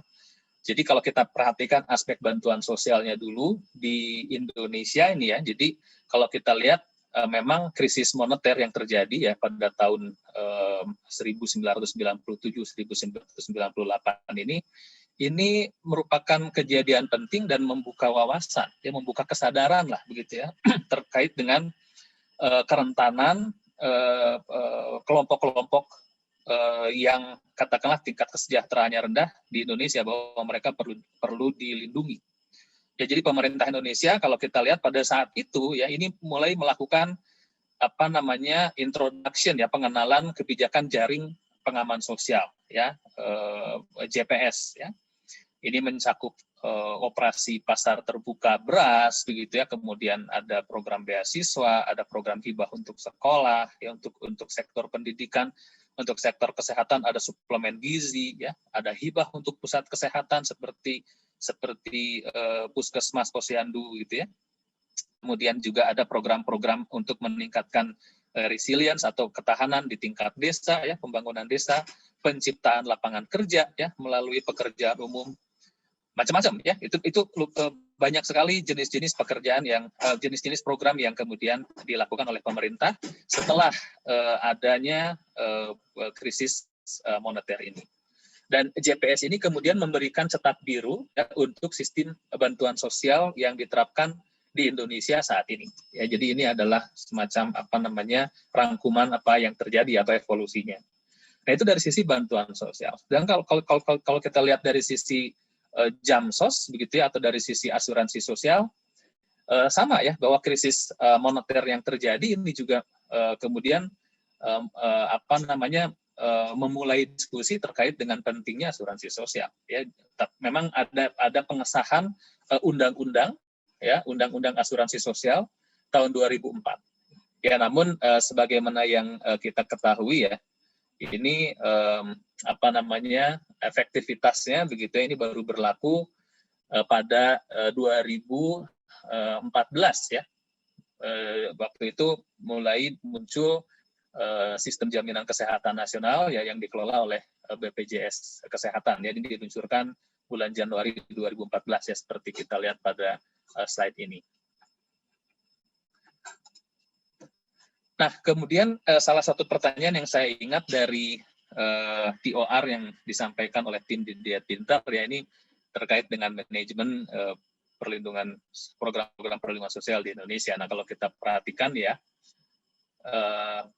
ini masih, maaf, ini slide yang berbeda. Ini terkait dengan evolusi bagaimana pemerintah ini mengembangkan memperluas sistem asuransi sosial. Ya, jadi ini slide ini cerita terkait dengan apa yang terjadi pada masa kolonial dan seterusnya. Ya, sampai kemudian ujungnya ini adalah cakupan kesehatan semesta atau universal health care. Ya. Dari sisi ketenaga kerjaan, untuk asuransi sosial di bidang di sektor ketenaga kerjaan, Undang-Undang Nomor 24 2011 ya, ini tentang BPJS ini juga mengatur terkait dengan asuransi sosial yang ada di sektor tersebut, ya, jaminan keselamatan kerja, jaminan hari tua, jaminan pensiun, ya, jaminan kematian. Ini Mas Darendra nanti yang sebetulnya mungkin lebih memahami ya terkait dengan hal ini. Baik, jadi sekarang kalau kita perhatikan perlindungan sosial yang ada di Indonesia ya, ini terbagi dua. Untuk bantuan sosial, ini program-program yang saat ini sedang dilaksanakan pemerintah. Ini yang pertama ada PKH, ya, program Keluarga Harapan, itu mungkin sering sekali kita dengar. Ada program Indonesia Pintar, ya, PIP. Ada program Sembako, dulu namanya program BPNT, ya, atau Bansos Rastra. Kemudian ada asistensi sosial untuk penyandang disabilitas berat, ya, ASPD, ASPDB. Dan kemudian ada juga, kalau dulu namanya asistensi sosial untuk lanjut usia, tapi mungkin sekarang kelihatannya sudah mulai dilaksanakan oleh pemerintah daerah. Ya, terakhir kami berkoordinasi dengan teman-teman di Kementerian Sosial. Masih ada memang proporsi di Kementerian Sosial di pusat. Ada juga program yang disebut dengan bantu lanjut usia. Nah, itu beberapa program perlindungan sosial yang kemudian dilaksanakan ya, khususnya oleh Kementerian Sosial ya. Untuk jaminan sosial sebagaimana tadi kita perhatikan ada JKN ya, ada juga jaminan sosial ketenaga kerjaan. Masih ada jaminan pensiun untuk PNS ya, kemudian bagi militer dan kepolisian ya, Kementerian Pertahanan. Nah, kemudian ini tadi slide yang saya sempat ceritakan karena warnanya mirip ya, ternyata bukan yang ini. Nah, kalau kita lihat memang terdapat paling tidak ada 25 program bansos yang aktif saat ini, tersebar di 11 kementerian. Ya, mungkin Mas Darendra saat ini sedang senyum-senyum begitu ya, Mbak Penas, sebagai coordinating ministry begitu ya, planning dan seterusnya. Bagaimana kemudian memastikan bahwa semua kementerian yang terkait dengan program perlindungan sosial ini bisa bekerja bersama, bersinergi. Saya paham begitu ya, kami paham juga bahwa ini merupakan challenge begitu ya, yang tersendiri ya kan. Nanti kita akan bahas misalkan terkait dengan yang saat ini sedang seru-serunya yaitu data ya. Nah, ini luar biasa ramai ya. Tapi memang harus dilakukan gitu ya terkait dengan hal ini. Nah, kalau kita lihat ini perlindungan sosial untuk yang tidak ada kontributori, ini ada 3 kementerian ya, ada Kementerian Sosial terutama ya, yang tentu menjadi leading ministry untuk menangani masalah ini. Tapi juga ada program yang terkait dengan pendidikan ya, program Indonesia Pintar ini datanya itu ada di Kementerian Pendidikan dan Kebudayaan ya, database-nya, basis datanya. Kemudian juga Kementerian Agama karena ada fasilitas-fasilitas pendidikan yang perlu di-manage, dikelola oleh Kementerian agama. Nah, namun kalau kita perhatikan di sini, tentu ada Kemenko juga yang terlibat, ada Kemenko PMK ya, kemudian ada Bappenas di situ, ada Kementerian Keuangan untuk penganggaran, ada Kementerian Dalam Negeri untuk penanganan keluhan ya. Dan yang sentral seperti yang kita lihat pada slide ini ya, saya mungkin coba tunjuk ini, yang ini ya. Mana kok nggak ada, sebentar. Nah, yang ini maksud saya. Nah, ya, Pusdatin, Kemensos ya. Nah, ini menjadi sentral karena data itu kan data yang apa namanya isinya adalah katakanlah masyarakat yang tingkat kesejahteraan ini 40% terbawah itu di-manage oleh Pusdatin, Pusat Data dan Informasi di Kementerian Sosial. Jadi sentral sekali. Dulu data ini namanya adalah data basis data terpadu yang dikelola oleh TNP2K, namun kemudian kan saat ini dikelola oleh Pusdatin Kemensos. Ya, jadi itu dari sisi apa namanya, dari sisi yang non kontributori. Dari sisi yang kontributori seperti yang kita semua pahami ya, tadi juga sudah sempat disinggung, ada BPJS Kesehatan dan ada juga BPJS Ketenagakerjaan. Baik, kemudian kalau kita perhatikan ini ya terkait dengan pengeluaran expenditure, ini antara 2012 dan 2018 atau 2017 ada juga program-program yang terkait dengan subsidi ya, kalau kita perhatikan subsidi. Ya, kalau subsidi kan mengarah kepada harga ya, para mahasiswa tentu paham. Ya, jadi pengeluaran untuk subsidi, terutama untuk subsidi energi, ini memang sebagian diarahkan ke bantuan sosial yang ditargetkan. Nah, kemudian tahun 2020 ya, tahun 2020 ini sebagai respons terhadap pandemi ya, pandemi COVID-19, ini bantuan sosial ini memang meningkat ya, meningkat pengeluarannya ya, 2 kali lipat. Nah, kemudian kalau kita lihat dan pengeluaran yang meningkat itu memang telah membiayai perluasan program yang ditargetkan ya. Jadi belanja ini terus meningkat secara nominal ya kan, dan kemudian seperti yang kita pahami ya dari mungkin dari news dan seterusnya, ini memang fokus pada program-program yang ada penargetan siapa yang harus menerima bantuan tersebut ya, seperti PKH ya, bantuan sembako.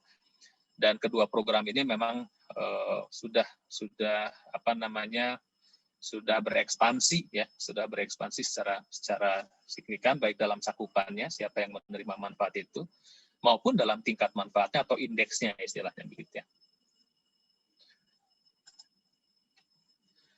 Nah, kemudian kalau kita bicara khusus terkait dengan bansos ya, sebagai bagian dari program perlindungan sosial, untuk program unggulannya seperti program sembako, PKH ya, kemudian PBI JKN ya. Jadi ini sebetulnya kan JKN ini asuransi sosial, tetapi kemudian ada iuran yang dibayarkan oleh pemerintah ya, PBI, kelompok PBI. Nah, dan juga satu lagi adalah PIP ya, Program Indonesia Pintar. Ini jumlah penerima manfaatnya tahun 2019 ya, sebelum COVID terjadi, ini 15,6 juta keluarga untuk sembako. Sekarang kan meningkat ya, sempat meningkat lah, katakan menjadi 20 juta keluarga ya kan karena COVID. Dan turun lagi tapi ya menjadi 18,8 di tahun 2021. Paling tidak itu ada informasi yang kami dapatkan dari Kementerian Sosial. Nah, kemudian PKH asalnya 6 juta menjadi 10 juta keluarga ya.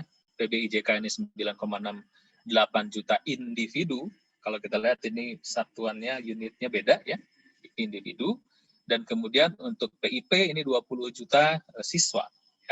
20 juta siswa. Dan kalau cakupan, kita bicara cakupan, program Keluarga Harapan ini memang menyasar mereka-mereka yang paling tidak by design atau by early design. Itu menyasar mereka-mereka yang ultra poor, yang sangat-sangat miskin ya.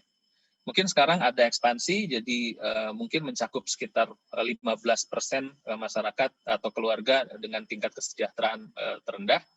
Kalau untuk PIP ini sebetulnya mirip-mirip ya, tetapi karena memang cakupannya lebih luas dan tingkat levelnya ini adalah siswa, mungkin mencakup sampai kurang lebih 25%-an. BPNT sembako mungkin kurang lebih 30-35%, dan PBJKN ini mencakup keseluruhan.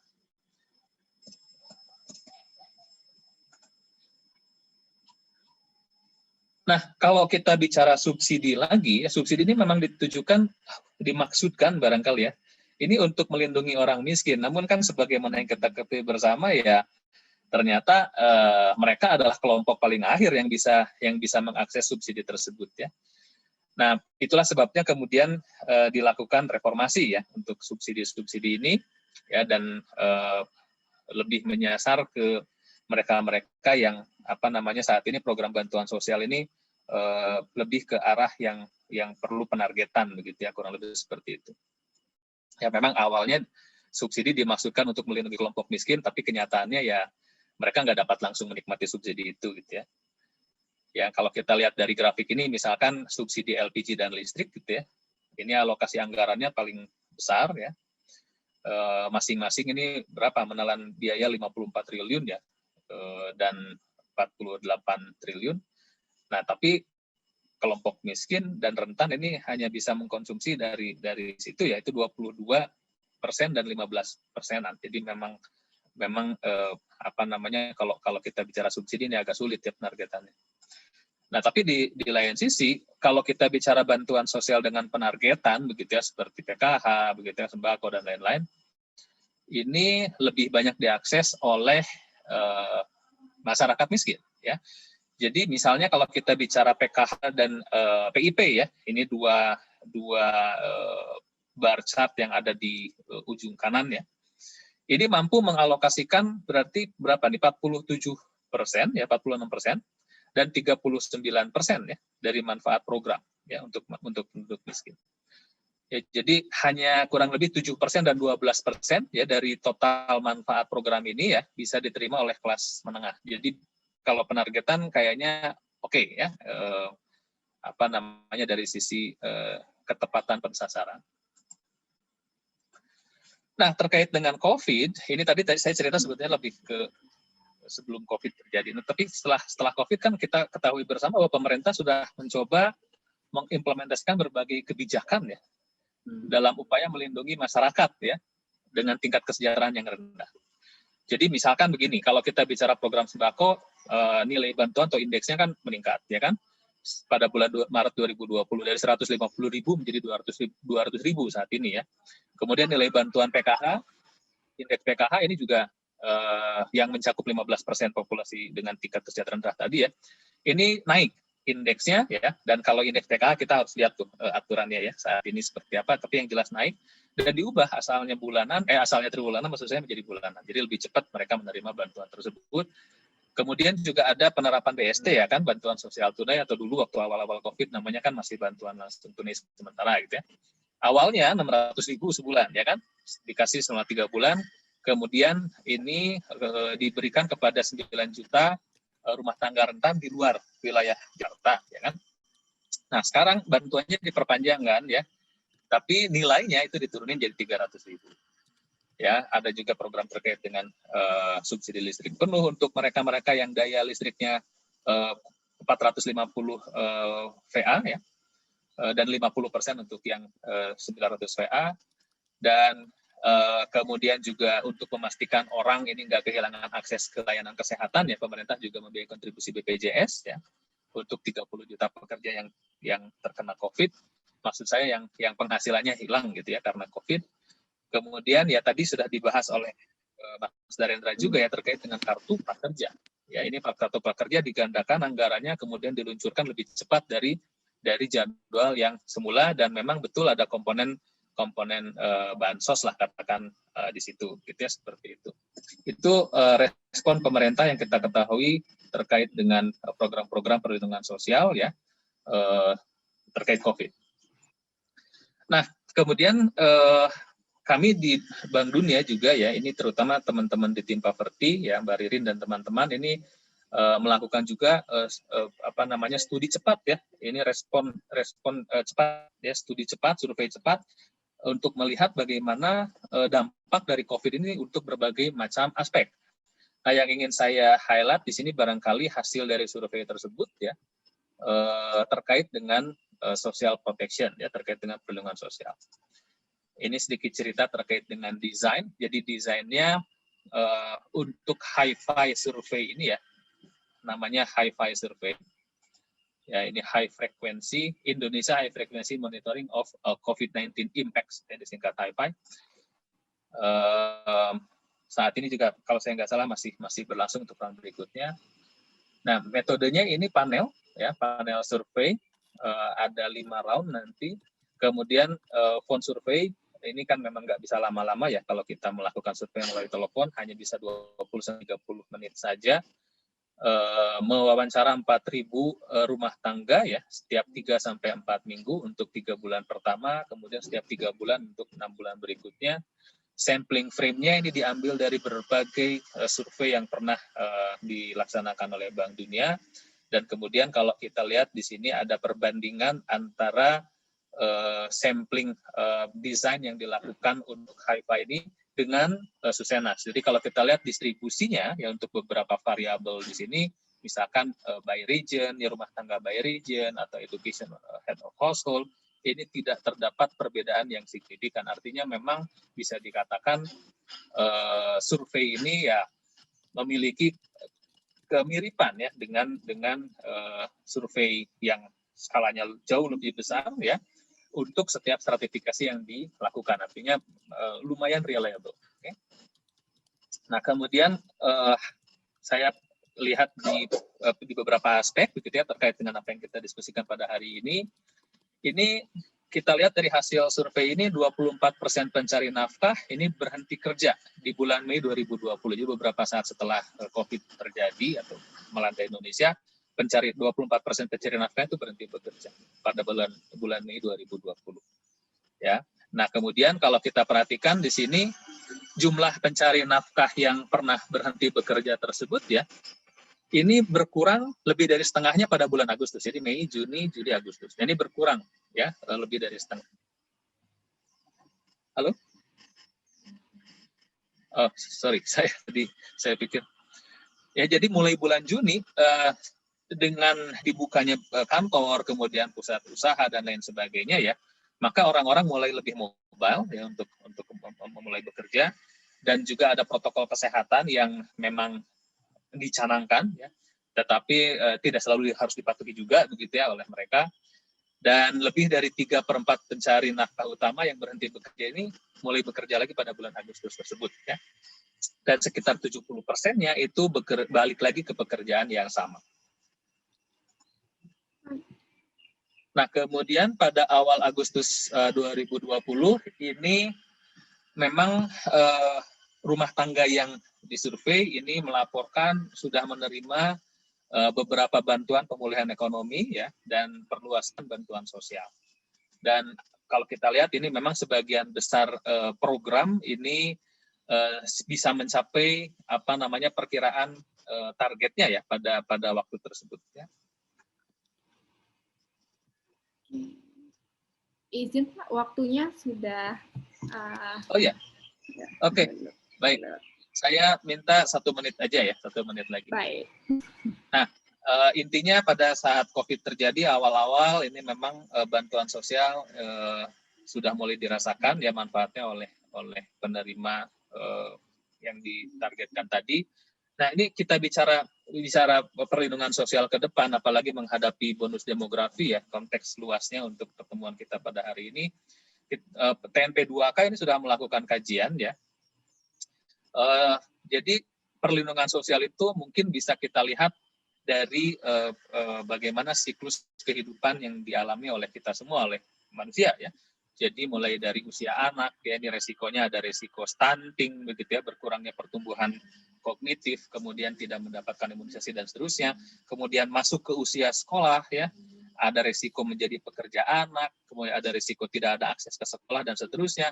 Di usia kerja ini malah bekerja di sektor informal, ya.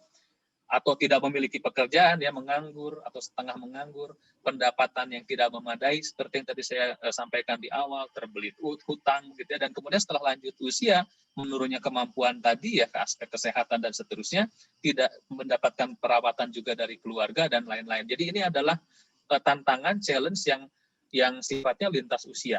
Ya sehingga program bantuan sosial ini sebaiknya memang mengadres isu-isu ini. Dan program perlindungan sosial saat ini ya ini memang kalau kita lihat ada ya, seperti kalau kita lihat misalkan PKH ini kan komponennya banyak begitu ya, ada ibu hamil di situ ya, ibu hamil berarti kalau PKH umurnya agak bisa ke sebelah tengah, tapi kan di situ ada usia anak juga ya, ada bantuan untuk infant, ada bantuan untuk anak sekolah dan seterusnya ya. Kemudian kalau kita lihat dari sini ini kurang lebih pemetaan dari program perlindungan sosial yang ada saat ini ya di seluruh siklus kehidupan. Nah, namun tantangannya adalah konvergensi sebetulnya. Ya, saya punya satu slide lagi setelah ini, konvergensi program. Jadi kalau kita lihat kalau di masyarakat Indonesia ini kita fokus ke 10% populasi termiskin ya. Ini kan seharusnya kalau 10% populasi termiskin ini semuanya harusnya mendapatkan seluruh program seharusnya. Ya, seluruh program bansos. Ya kan, dia akan dapat PKH, dia harusnya dapat PIP, dia harusnya dapat sembako, dia harus dapat TP. Namun kalau kita perhatikan ternyata hanya 9% dari rumah tangga 10% termiskin yang menerima seluruh program. Artinya apa? Konvergensi program. Artinya apa? Artinya mungkin perlu koordinasi lagi, artinya perlu pemutakhiran data lagi ya, pemantapan data dan lain sebagainya. Isunya ada di situ, di konvergensi program. Nah, kalau kita perhatikan lagi lebih jauh, nilai bantuan atau nilai gabungan dari PIP dan PKH ya, untuk komponen yang memiliki anak sekolah ya, terutama ini kurang lebih kontribusinya itu sebesar 27% dari pengeluaran konsumsi rumah tangga di kelompok tersebut. Jadi kan cukup gede itu 27% ya, lebih dari seperempatnya. Nah, namun saat ini kurang dari setengah dari rumah tangga pada kelompok 10% termiskin ini yang memiliki setidaknya satu program. Ya, jadi memang konvergensi program ini satu challenge ya. Sehingga usulan perbaikan ya yang juga sebetulnya ada pada dokumen kami ya. Yang pertama adalah konsolidasi ya. Jadi mengintegrasikan PKH dan PIP misalkan seperti itu. PKH dan PIP yang terintegrasi ini akan mengarah pada peningkatan cakupan, itu yang pertama di antara kelompok miskin ya, dan juga paket manfaat yang lebih memadai. Ya. Kemudian yang kedua memperluas jaring pengaman. Ini sudah mulai kita lihat begitu ya, peningkatan cakupan PKH dan sembako ya, tapi tingkat manfaatnya ini kemudian kita harus sesuaikan dan memberikan perlindungan sepanjang siklus hidup seperti pada slide sebelumnya. Baik, mungkin saya pikir itu ya, ini ada sedikit simulasi sebetulnya terkait dengan pertanyaan terakhir ya. Kalau memang usulan-usulan tadi dilaksanakan, kira-kira nanti dampaknya terhadap tingkat kemiskinan, kalau model A yang diambil seperti apa, ya ke model A dan B yang diambil seperti apa, ini yang jelas bisa mengurangi tingkat kemiskinan, ya bisa mengurangi tingkat kerentanan, namun memang untuk ketimpangan ini agak relatively complicated untuk yang model A, tapi untuk yang model-model lain ini bisa berpotensi ya, menurut simulasi yang dilakukan oleh tim di Bank Dunia, ini mengurangi juga ya untuk ketimpangan. Baik, itu aja mungkin. Terima kasih